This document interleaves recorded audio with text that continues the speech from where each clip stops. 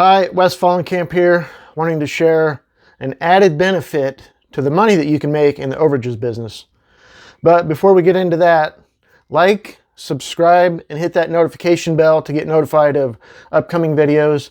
And stay tuned, and I will give you a tip at the end of this video for the overages business. I just took 3 weeks off from working my overages business. How was I able to do that? Well, number one, I work from home. Number two, I have no boss. I don't have to ask to take time off. And number three, I've made enough in the overages business this year that I could take 3 weeks off. Now, I didn't really do a vacation, but I spent 3 weeks working on a very passionate issue of mine. I did work my business a little bit, like if my lawyer sent me something that needed to be signed or I got a contract in the mail, I'd send that off, but I wasn't actively pursuing new business. I was basically devoting 12 hours a day, 12 to 16 hours a day, working on my passion for 3 weeks. So like I said, it wasn't a vacation, but it was to me. I didn't work the business. I got to work on my passion. So if you get into the overage business, this is definitely one of the side effects, beneficial side effects of being in the overage business. Freedom. And I've always said that not having a boss is worth at least $20,000 a year to me. Now you have to make that decision for yourself. But this business has changed my life. And I know it's going to continue to change my life because there's so much business out there.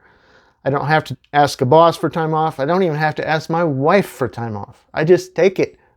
I do it because I've got money in the bank from the deals I've already done, and I've got money coming from the deals that are in the pipeline. Now for a tip in this business that can make or break a deal. Make some phone calls on Saturdays, especially for hard to reach people, because what that does is a lot of time people won't answer their phone throughout the week because they assume, if they don't know the number, they assume it's a scammer or something, or somebody soliciting them. But on the weekends, if you call, a lot of times their guard is down, they'll answer the phone. And I've had this happen several times, especially hard to reach people.